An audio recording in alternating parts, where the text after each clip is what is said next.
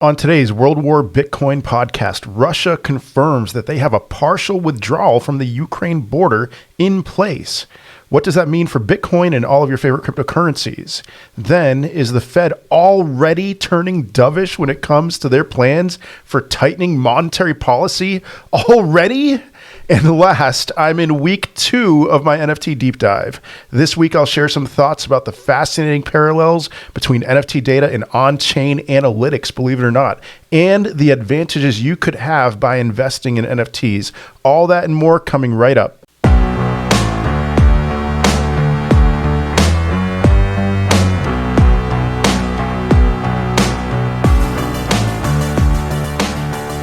All right. So one thing I forgot to even mention in my intro is, of course, I'm going to be talking about market analysis, where I think the price of Bitcoin is going based on recent events, but also based on looking at the charts. So, of course, I will talk about that. But hey, looking at coin360.com, it is nice to see that today is a green day. Bitcoin's right around $44,000. Ethereum, a little over $3,100. Nothing crazy. I'm not seeing a lot of dark green on the website. I'm not seeing a lot of any red at all, aside from some stable coins, which doesn't really count. And so today's a good day. And why is today a good day? Well, the big news of the day is that Russia is moving, maybe withdrawing some troops from the Ukraine border. And so what kind of a threat is this? I don't know, but there's something that I keep going back to. So, all right, I've already talked about this. I don't own a TV. I don't watch the news. I don't go to many news websites. And so that might be an advantage or a disadvantage. Sometimes it's an advantage because I'm not getting inundated with what everyone is getting inundated with. But then there's other times that it's certainly a disadvantage. And so maybe I'm crazy. Maybe I'm just not well enough informed, but I probably consider all of this to be a little bit less of a threat than most people when I'm on my live streams and they're asking me how big of a threat is Russia and Ukraine and the United States, this conflict between all of us, because of course the United States is involved in it. How big of a threat is it in reality? And I'm not sure, but one thing that I can say is the charts do not show it to be that big of a threat. And so I keep going back to this. All right, I'm going to be real with you if you're listening right now. I already recorded this podcast. No, I didn't record the podcast. I already delivered the podcast thinking that I had recorded it. It's just not my week. I did this with a YouTube video yesterday. But right now I am recording, and I know that I am. And so the thing that I said in my first recording of the podcast was simply this. I keep going back to this movie that came out in 1997, Christmas Day of 1997. Wag the Dog. And it's funny because as I was recording my first podcast, I saw, I Googled Wag the Dog just to get refamiliar with it because it's been about 20 years. And I saw this article title from Politico. It says, "Opinion. Sorry, right-wing pundits. Wag the Dog is just nonsense." And I haven't clicked on the article. I have no interest in reading the article. But there's a picture of Joe Biden and Vladimir Putin. And so it's funny because I keep going back to this scenario. Is the dog being wagged by the tail right now? And I am right in line, even though I'm not paying attention to any right-wing pundits. Apparently, according to Politico, I am right in line with them. So what am I talking about? What does wag the dog even mean? Well, there's a saying. It comes from an idiomatic English language expression, the tail wagging the dog. Obviously, that is unnatural. That is not how it's supposed to be. But there are certain situations in a big enough organism where the tail may sometimes wag the dog. And then there's a quote at the very beginning of this movie called Wag the Dog. Why does the dog wag its tail? Because a dog is smarter than its tail. If the tail were smarter, it would wag the dog. And so wag the dog, what's the premise of that? Well, 2 weeks prior to re-election, the United States president lands in the middle of a sex scandal. And so, all right, it's been 20 years since I've watched it, but from my recollection, the president hires a team to kind of suppress that news. And what they do is they create a fake war in Albania. And the image that I remember from that movie is a girl with a kitten with, she's got the Muslim headgear on, a burqa. Oh my goodness. I'm sorry. No offense to my Muslim listeners. And she's running with a kitten. And this is all on a green screen, but they make it look like there's rubble all over the place and there's explosions in the background. She's running, trying to protect herself and her little kitten. And that is the image of the war. That's what Robert De Niro is trying to create. And here's a quote from Robert De Niro. They're war slogans. Remember the slogans. We can't even remember the wars, the bleeping wars. You know why? That's show business. Naked girl covered in napalm. I think that picture, you can visualize that, right? The naked girl covered in napalm, the V for victory, the 5 Marines raising the flag. You remember the picture 50 years from now, you'll have forgotten the war. So we remember the pictures. We remember the man in Times Square bending the nurse over and kissing her, I suppose. I don't know how to describe that. But we remember the pictures. And so the picture that they create that's spread all over the news is this little girl with this kitten. And she's scared and she's protecting the kitten. And so they're successful in suppressing the news enough so that the president can get reelected. And who knows, maybe the news cycle will have filtered all of the sex scandal out of it by then. And so can that be done today? Is that done? Has that ever been done? I wouldn't be surprised if that has been done. But that movie was made at a perfect time, 1997, almost 1998, pre-Web 2. So pre-Facebook, pre-Twitter, before a time when we could all interact with each other and say, hey, this is nonsense, this is trash, or hey, this is legit. And so the mainstream media, the powers that be, because of Web 2 is a blessing and a curse for sure. But the blessing is that they don't have as much control over our minds as they did. So again, Wag the Dog made it a perfect time, pre-Web 2. It's a little bit more difficult to pull something like that off. And I'm not saying that the Russia-Ukraine conflict, United States conflict, is a Wag the Dog type of thing. But here's the thing I just keep coming back to as I'm processing this story, is that it seems to me like, all right, I grew up in the United States, different states in the United States. I pledged allegiance to the flag of the United States of America when I was in grade school every day. We were the good guys. Everyone else was either the bad guy or a guy that we were trying to protect from the bad guys. I have evolved in my thinking in such a way that I don't think of good guys and bad guys, that maybe we're the anti-hero, maybe at best we're the anti-hero. And sure, Putin can be the bad guy, but we're not the good guy, we're the anti-hero. And it seems to me, as the anti-hero, as a person who lives in a country with the anti-hero, that the United States doesn't necessarily want the conflict with Russia. They don't want a war, but they want the fear of a potential war. They want what do we want? I don't know. But something seems off to me, that maybe we're making this a bigger deal than it needs to be.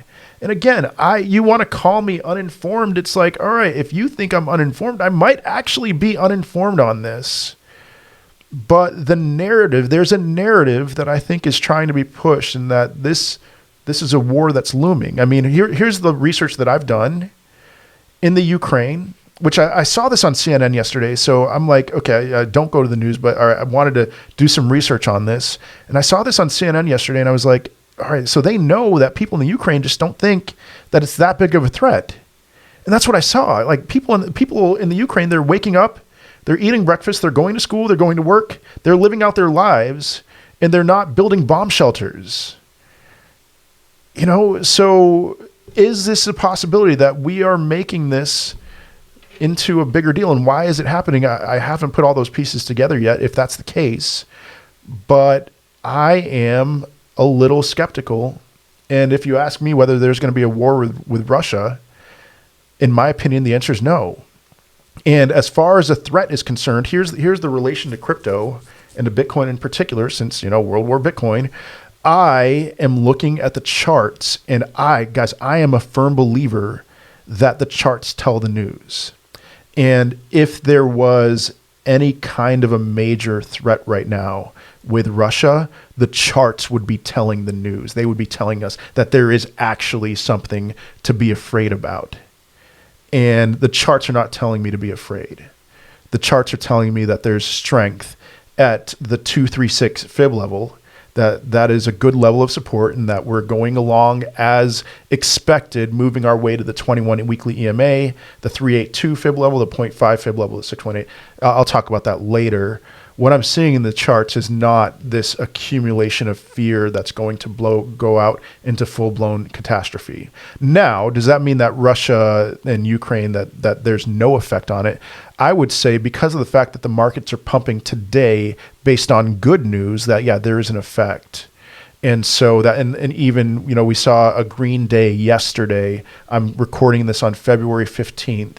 So on Valentine's Day, February 14th, we saw a green day when really it seemed like we were in this pressure cooker at that time, where it's like, is the market going to dump because of this Russia-Ukraine conflict? And so we saw a green day, and the charts did tell the news in a sense that maybe we should be expecting positive things to happen. And then the news came out, Russia's withdrawing their troops, some of their troops from the Ukraine. And so on the opposite end of that, if they do decide to invade the Ukraine, yes, it's going to have an effect on the price. But one thing that I would argue is that the effect, most of you, I know the demographics of people listening to this podcast. It's mostly people around my age and maybe even a little older. I'm 40 years old. And so because I know that you are less interested in having your Lambo tomorrow and you're willing to ride this out with your Bitcoin at least. I don't know, obviously, what altcoins you have, and that may be a little bit more difficult. But if you extend the timeline long enough, aside from this being World War III or some major catastrophe where the future human race is in threat, this is going to have zero effect on the price of Bitcoin. If we need to draw this out by a few weeks or a few months or even, probably not even a few years, all I can tell you based on what I know is that Bitcoin has no business being under $40,000, and that whales have expressed a lot of interest in buying Bitcoin under $40,000. That our time in the 30s was brief. It was a V-shaped recovery. We're back in the 40s. Maybe we'll move higher now. I am generally bullish. I expect to move higher. And so, yeah, I think, guys, that we focus on the news a little too much. And there's always something. There's always going to be something. It's like we have the Fed news. We have Evergrande in China. I mean, that was a big thing in August and September. What if the market crashes because of Evergrande? It's like, okay, all right. There's always something. There's Tesla. There's China banning Bitcoin. And then there's a price of Bitcoin going to where it would have gone on a long enough timeline anyway. And I mean, what do I mean by that? Looking at the Tesla news, remember in May, the price of Bitcoin dumped really hard, supposedly on the news that Tesla was banning the purchases of Bitcoin, of Tesla cars in Bitcoin because of environmental concerns. And did the market dump really hard because of that, in light of that? After that, yes, it did. And the combination of China with their umpteenth ban of Bitcoin, the market did dump really hard. And then we spent about 2 months between $30,000 and $40,000 Bitcoin. And here's what I'm going to say, and regardless of any of that, is I am firmly convinced that Bitcoin would have made its way down to $29,000 on July 20th, regardless of Elon Musk and Tesla's decision to ban Bitcoin. It was going to happen. And if you've listened to my channel long enough, I know I've drummed this into your eardrums way too much, but I'm going to say it again. Every July 2013, 2017, and then again in 2021, we revisited the 1.618 Fibonacci retracement level from the previous cycle top, and we didn't have a weekly close below that level. It was going to happen. And so instead of it being just this, look at the last couple months, it was just, 2 months of straight torture. It's like we pulled the Band-Aid off and it was miserable and then it just stayed miserable.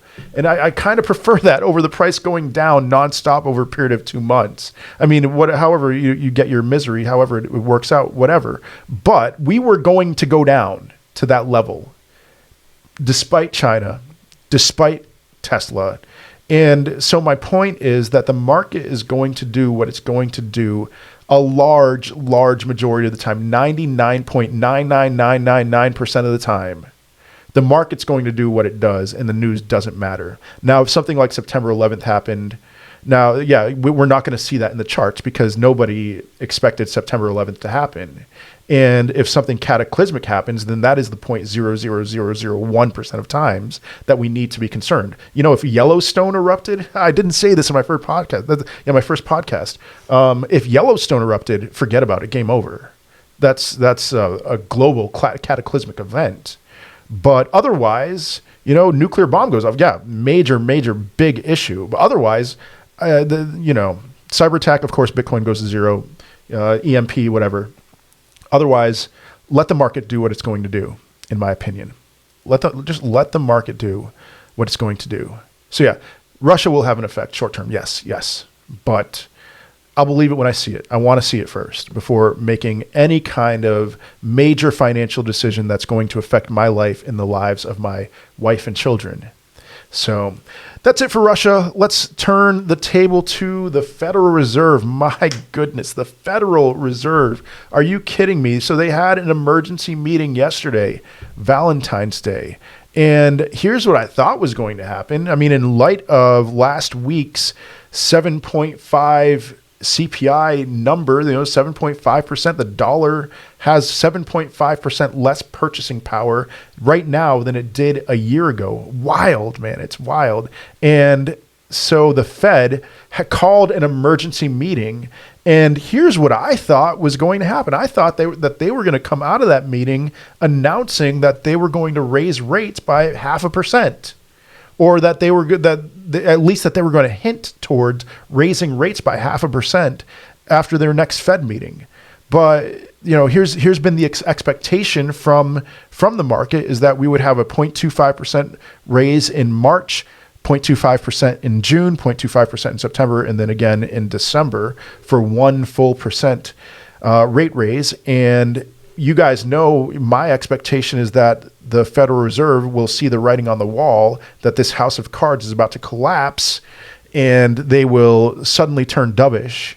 And at some point, they'll raise rates in March or in maybe even in June, but at some point they're going to reverse on that and keep injecting funny money into the economy. And so I fully expect that to happen at some point. But my expectations for yesterday versus what actually happened, it blows me away. I can't believe it. Honestly, I mean, I can believe it. Given the Fed, I think they know. They're smarter than I think we give them credit for. They understand the ramifications of what happens with raising rates. But here's what they did. Here's the result of their meeting yesterday. Federal Reserve officials are pushing back on the idea that central bankers might raise interest rates in between meetings and made it clear that while they are poised to begin lifting rates in March, the initial increase may be smaller than what investors have begun to expect. Amazing. And so I responded to that on my Twitter account. Do any of you actually expect the Fed to raise rates by a full percent this year? I mean, man, I did not expect this on a shorter time frame. But I have little doubt that they'll turn dovish at some point. And here's my argument is, given the pressure, what a stain on the legacy of Joe Biden on the White House, which I'm fully convinced, as much as I can't stand Joe Biden, I have a special disliking of Joe Biden. No offense to my Democrat or progressive friends. I can't stand Joe Biden. And I know, I mean, it's clear to me at least that the pressure from the White House is for the Fed to get inflation under control, and that pressure from the White House is greater than the pressure that will come, at least, of avoiding a recession. So being hawkish over dovish. Right now, the pressure is in favor of hawkishness, and at some point, the pressure will be greater of avoiding a full-blown recession, and so they will turn dovish. And the fact that we're already seeing signs that the Fed is turning dovish, man, I expected it, but it's amazing. I did not expect it to happen so soon. My goodness. But here we are. And so what's to come? Well, my guess. All right. I mean, yesterday I was guessing that they were going to raise rates 0.5%, and that's not playing out. And I think that's what the section that I read is talking about, that maybe they think that everyone is expecting a 0.5% rate increase. And so I've never heard, I don't think of a 0.125% rate increase, but 0.25%.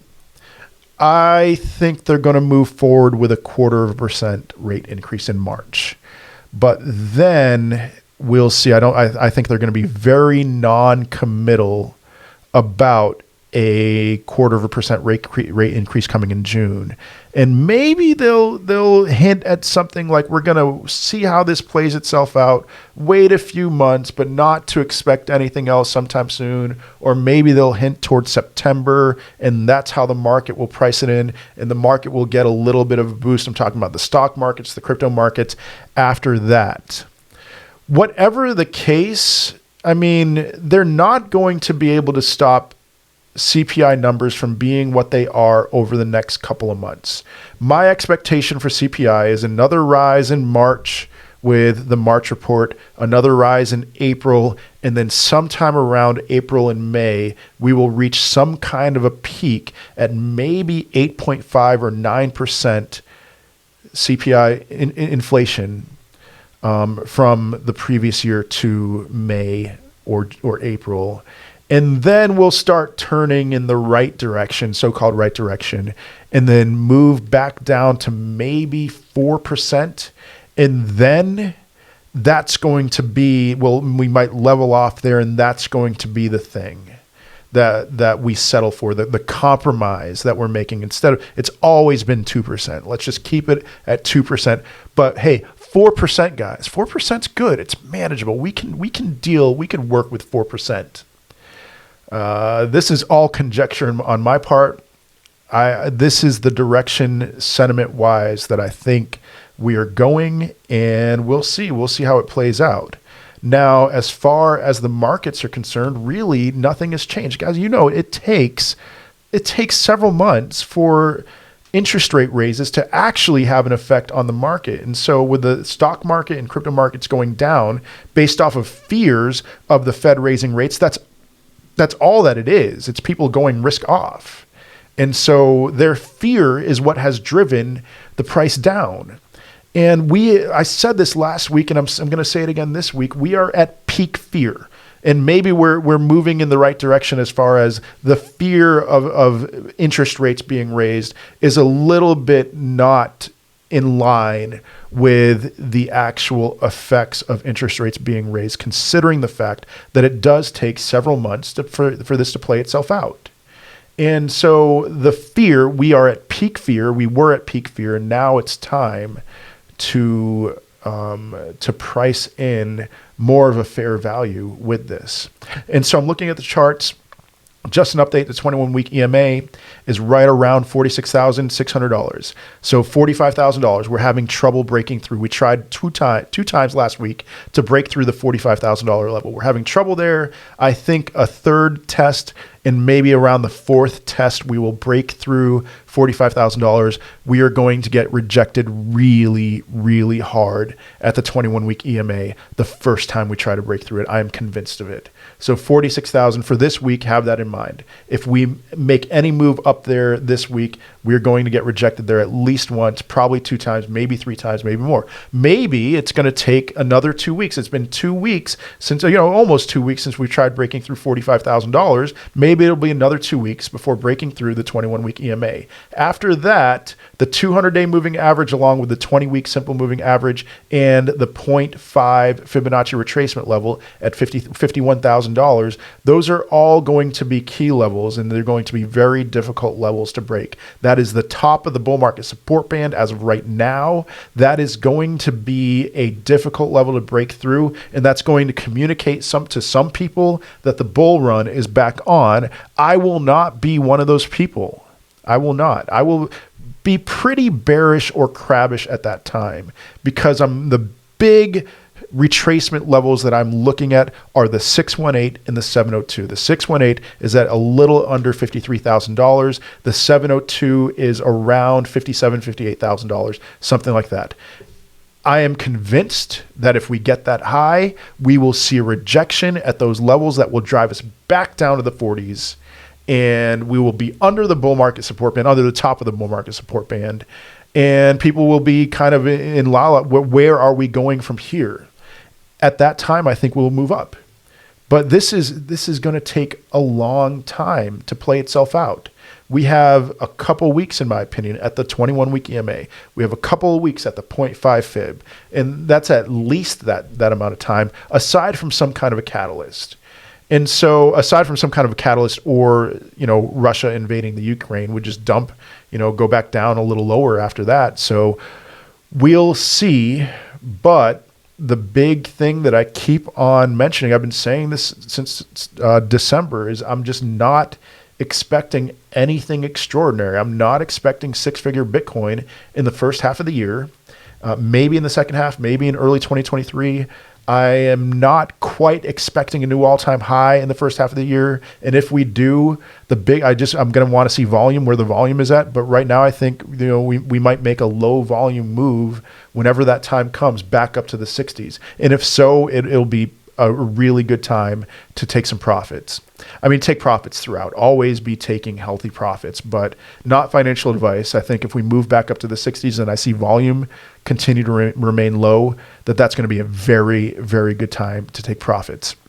All right, last thing I want to share, some NFT week 2 deep dive thoughts. And even if you're not interested in NFTs, I would encourage you, stick around at least to hear my argument in one regard with NFTs, and it's comparing NFTs to on-chain analytics. So right now, as I'm looking at my computer, I'm looking at magiceden.io, and I am looking specifically at the Enviro NFT, which I have talked about on my YouTube channel at least, saying I am very excited about this. I think it has 10x potential. I compare it to an inferior product, which is worth 20 times as much in terms of the value of the NFT compared to Enviro. It's a big metaverse play, and it's beautiful. It's awesome. And so here's the thing that I am seeing with NFT on-chain analytics versus Bitcoin.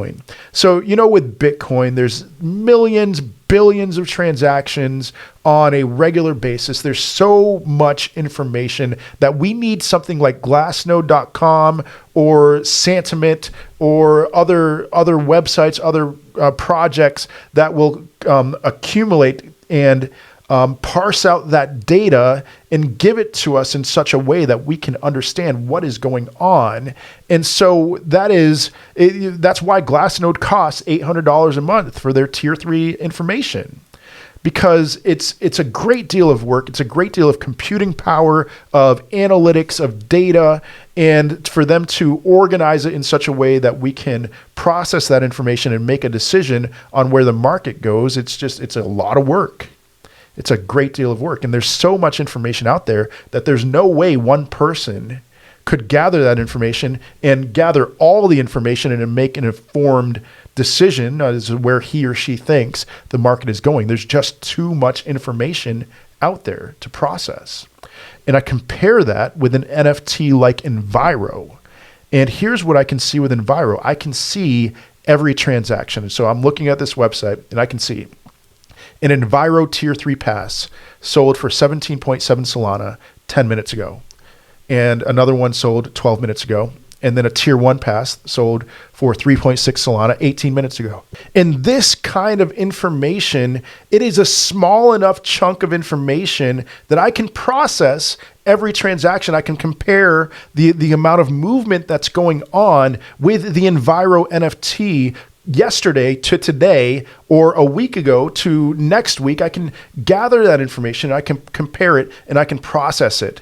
There's never, even with an NFT like Enviro, I'm never going to have all the information at once, but I can understand its fundamentals. I can go to the Discord and get a pulse for what people are talking about, and it is much more manageable for somebody like me or you to gather as much of the information as possible. How much of it? 90% of the information, and make an informed decision as to where we think the market is going. The on-chain analytics with an NFT, and this is just one example with this particular NFT, is accessible and it's easy to process. And I'm working through this in my mind because I love data, but I think this is something that can be done well, is with the much smaller amount of data. I mean, this is like comparing our sun to Betelgeuse. I mean, Betelgeuse is so big that it's about as big as Jupiter's orbit from my recollection.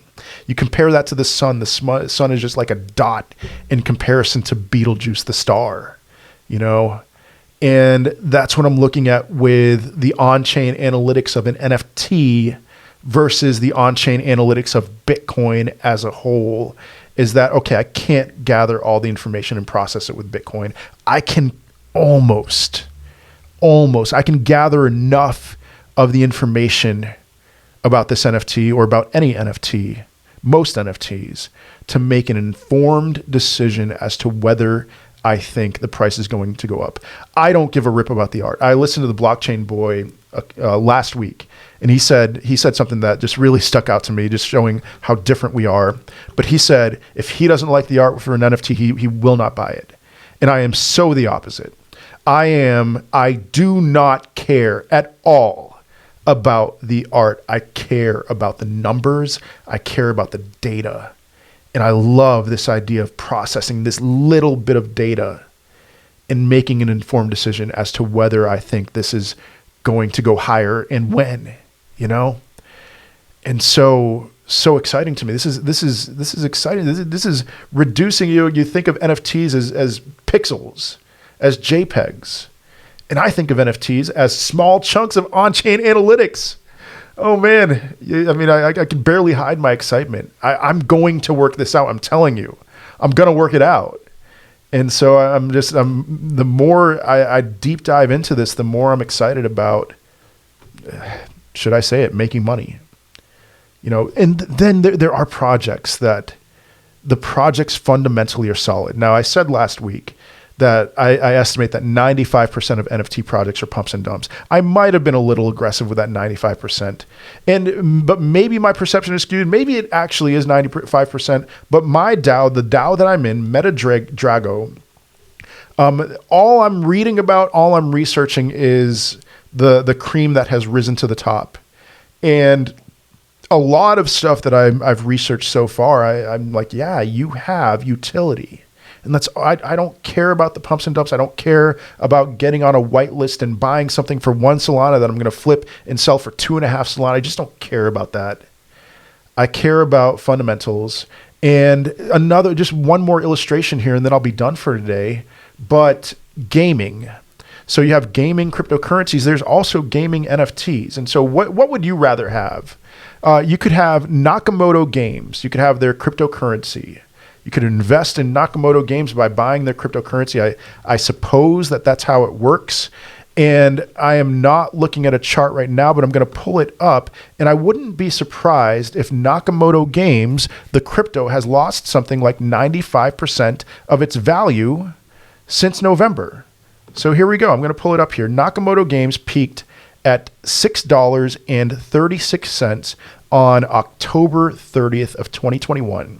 And as I'm looking at the chart right now, it is currently priced at 59 cents. It has lost more than 90% of its value since October 31st of 2021.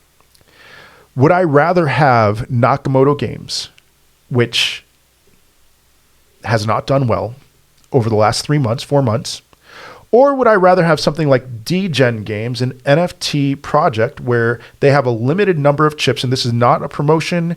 I'm not endorsing DGen Games. I'm not saying that you buy DGen Games, but I do have an NFT, DGen Games, a chip. All it is a chip. Very simple for me to understand. It cost me something like 3-4 Solana. I don't remember. And same deal. It's gaming. And I get a portion of their profits. I get it, 0.01 Solana, not a ton, but I get X amount of Solana on a daily basis delivered to my wallet. And I also have an NFT that it's worth something. But here's the deal. It's not priced in its own cryptocurrency like Nakamoto Games. It's priced in Solana, which, all right, Solana is down from its all-time high. It's down about 60%. But Nakamoto Games could go down to 6 cents. It really could. It's at about 60 cents right now. It could go down to 6 cents. Solana is not going down to $10. It's not going to lose another 60% of its value. It is much more reliable and stable to have something priced in Solana versus having something priced in Naka, in $11 million market cap cryptocurrency, versus Solana, which is an 8-figure an 11-figure cryptocurrency in terms of market cap. To me, it's pretty simple. There, for metaverse and for gaming, honestly, I think NFTs are a better option because of the stability of those NFTs being priced in something that is most likely not going to zero. If it's priced in Ethereum is not going to zero. Sure, the NFT could go to zero, but that's the same thing with Nakamoto Games, and it's a pretty simple process for me here.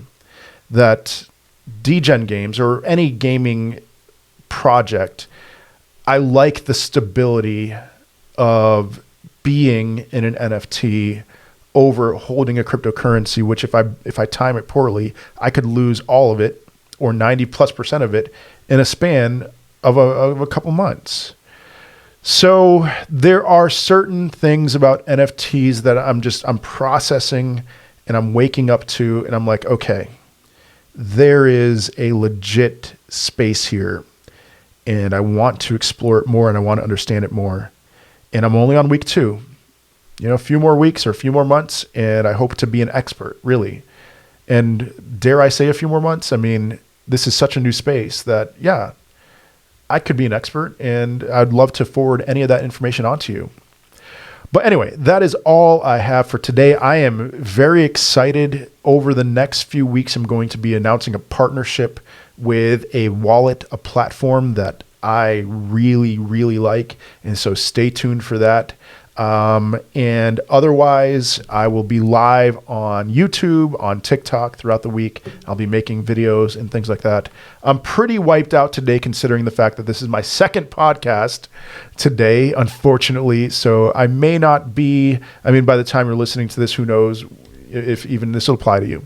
But I will certainly see you in another video, in another podcast. I hope you have a wonderful day and a wonderful rest of your week. Peace.